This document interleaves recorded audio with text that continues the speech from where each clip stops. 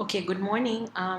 So today's class for advanced printing techniques, we're going to talk about file saving formats. And we had a look at something called preflight. And you do know it's a checklist that you need to look at and, you know, ensure that you're sending the correct artwork, including formats, color codes, etc. to your printer. So normally, for you to do that, you need to also ensure that your file is also saved properly, right? So part of the pre-flight is to also check that your file that you're sharing with your printer or for output is saved correctly. So we're going to look at three things. Actually, having to 1, 2, 3, 4, 5, 6, 5 things that are very important and key to look at, right? So the first one, and I'll just demonstrate quickly, is we're going to check something called CMYK. So if you look at that file, you're going to go to your swatches. So CMYK is really the file type, and all you need to do is go up on the Illustrator file, go to Document Color Mode, and check that it's CMYK, right? So that's the first check. It's the most basic check.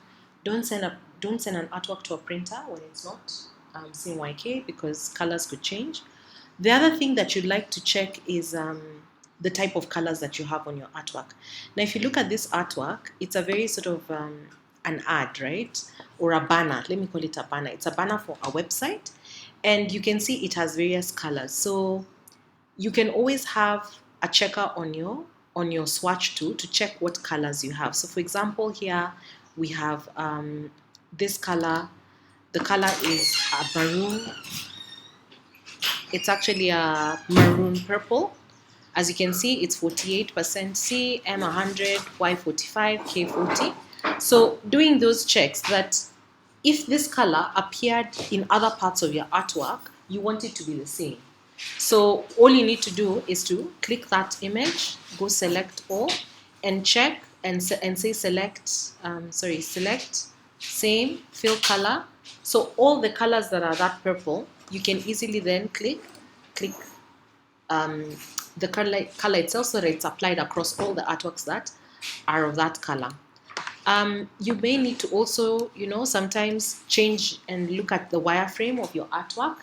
That is Command Y, right?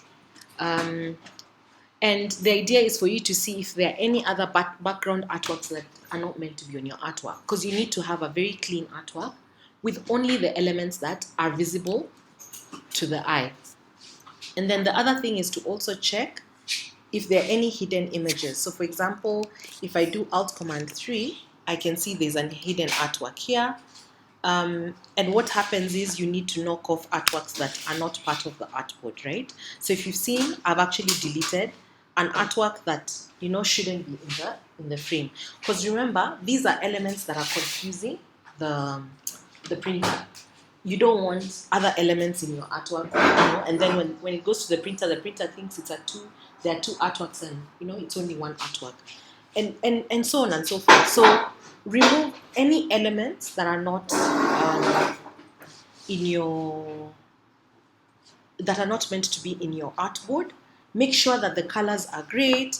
Simply just do checks. Like check this, is this color, and then say select same color, check to see all the colors. See, like that shade of pink is being picked across. We do have 2 shades of pink.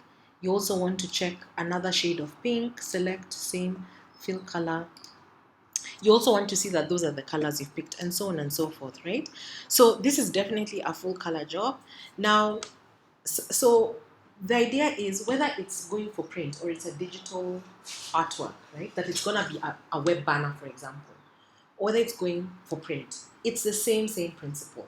You're looking to see a very clean artwork, including even things like, are you seeing this edge is off the artboard, right? So if you know the size of your artboard, you can then place the correct size of artboard so that there are no bleeds. For example, if it's an artwork that's going to be just seen digitally, you don't want those things at the edge. However, if you want to go for print, definitely put your bleeds. So in this instance, if you're trying to just get the background to be the exact size as the artboard, we'll go to transform. We'll first go to document and find out the size of the document. In this instance, it's 1024 pixels by 335 pixels, and therefore it's possible to actually just add the background, which is this purple, that size. So again, just saying 1024 by 335, and we can easily put a background color that exactly goes onto that, and then snap it onto the artboard and delete, of course, the one that's running off, and so on and so forth. And you can do those checks even for the various elements, right? We can, we can decide to actually do it manually as well, like that, so that it fits to artboard, and so on and so forth. So these are basic checks. So I've discussed color, I've discussed the fact that you shouldn't have any elements in the background. Another thing that you should check before you sort of save the file is things to do with packaging. So packaging is very important. There are different ways to package a file. For example, if you have an image that is in this artwork, you would definitely want to be sure that it's embedded, right? Now, I don't think these images are actually, these are vector files, so we don't have an image to embed, but always ensure that if there's an image, always be sure to actually embed the artwork, right? Other things that you need to do is to always ensure that before you send off an artwork to file, is to actually highlight all the text and then go to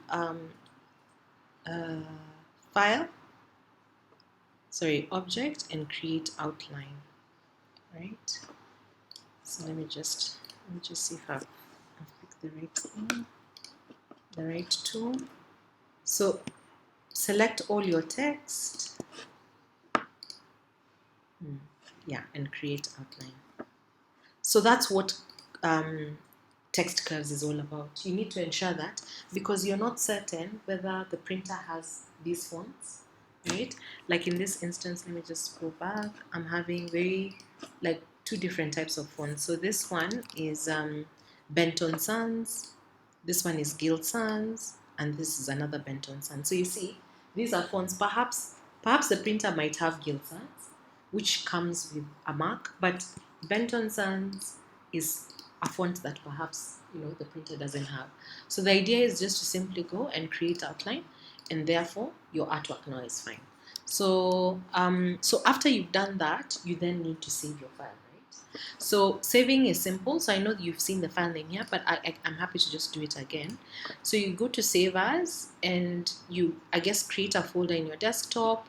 Say you want to call it output file, file, and perhaps you want to call it Blues Digital Banner, right? Banners, let me call it that. So you create it, and then, so again, have it in a very similar format. Blooming Easter, it's a website slider, and you save the file name, which is the files with the file size, which is 1024 by 335 pixels. You can even add a date.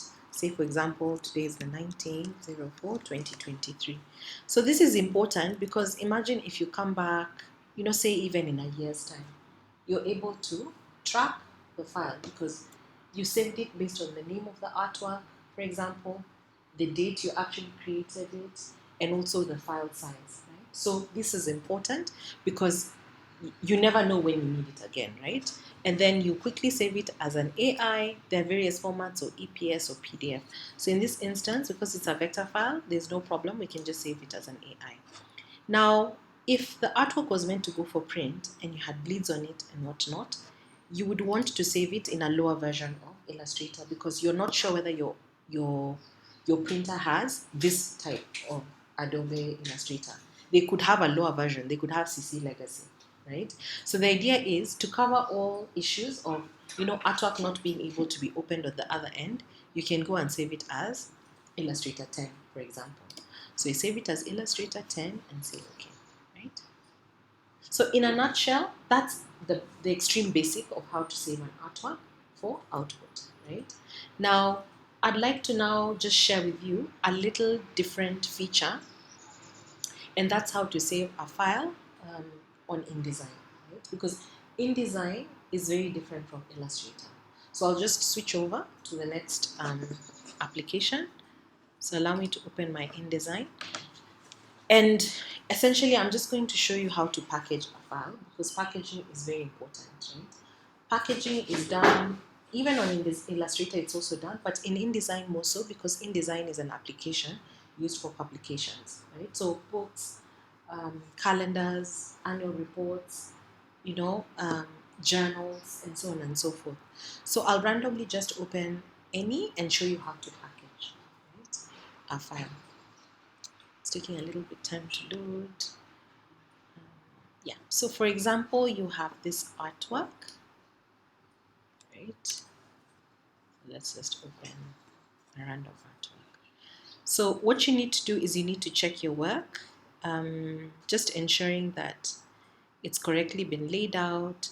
So this is an artwork that I did. So to check an artwork is just to preview it on Shift W, and you'll be able to see it.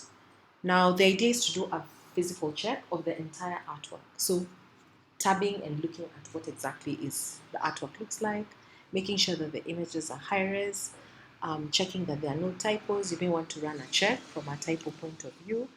Fonts, that the fonts are appearing as they should, and so on and so forth. So once that's done, once a physical check is done, you will then package it for output. Right? So the steps are similar. You will then first begin by checking all possible issues with color. The color bar is here, so you check your Pantones, your CMYK, and so on and so forth, and making sure that again it's a CMYK document. Then you will then go to File and go to Package, right? So you'll hit Package, and what will happen is that it'll tell you what is missing, what is not missing, and so on and so forth. So here, if you look carefully, it says all the links are found. There's 0 modified, 0 missing, 0 inaccessible images, 0 embedded, and 38 use RGB color space. So that's an issue, right? So you need to correct all these issues and remove all the RGB artworks that exist, because the idea is, if you're going to print, again, as I mentioned to you, a printer will accept spot colors and CMYK and not RGB. So those RGB colors need to be converted into CMYK. Now, if you notice here, it also mentions that there are 4 process inks and 4 spot inks. So again, CMS is on. So again, this is also an issue. It may not be such a big deal like the RGB issue, because sometimes you can print spot colors as well as CMYK. So the issue largely is these RGB colors that need to be removed. So anyway, let's assume we corrected that, right? So we've corrected that and everything is RGB. We then click Package, and here it'll say publication must be saved. So you'll say yes. We'll go then again to our folder and desktop and create, a folder, say sales kit, right? And then of course package, right? Now packaging happens automatically. What it does is that it pulls all the links, all the fonts, all the colors and everything into one folder. So there's nothing much you do. You just click OK, and it should process itself. It will not only include an InDesign file, it will include an IDML file as well as a PDF in the folder. Just let it finish, then I'll show you how it looks, right? My desktop is a bit messy, but I'll just show you how that looks like. Right? And I think that's it. So those are the 2 ways of saving. Normal saving file format, and there's a packaging of a document. Now, packaging is a mandatory for documents, right? I'm hoping it finishes that small little document. Now, the IDML file that you will see created is simply for those who do not have the version that you have of InDesign. So if you realize we're using InDesign 2020, it could be that my printer is using InDesign 2019. So they'll not be able to open the .idd file, but they'll be able to open the .idml file. And what will happen is then they'll have to relink all the images and the colors and whatnot onto that file. And that's the beauty of InDesign, that you don't need to step down the file like in Illustrator. In this instance, it provides like a shell, like a pseudo file that is accessible so long as you have InDesign, no matter what. So it says InDesign has packaged the file, but the PDF generation results in one are more warnings. So I guess the warnings are simply because perhaps there were color issues and so on and so forth, but at least it's packaged the file, right? So we then now go to the desktop and check, and indeed there's the folder. As you can see, as I'd mentioned, it'll package all the document fonts, all the links. If you look at the links, it's all the images. You see all these images that I used? They're all there.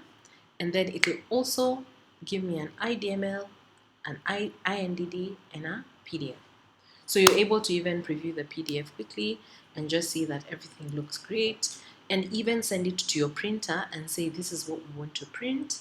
However, I've also packaged all the other files, right? So, and the idea here is that you ensure that everything is as per what you want, because remember, the moment you send it to the printer, it's on them now. They're on the next step. They will not change your typos. They will just print what they see, because they are not checking for those things. It's you, the designers, checking for them.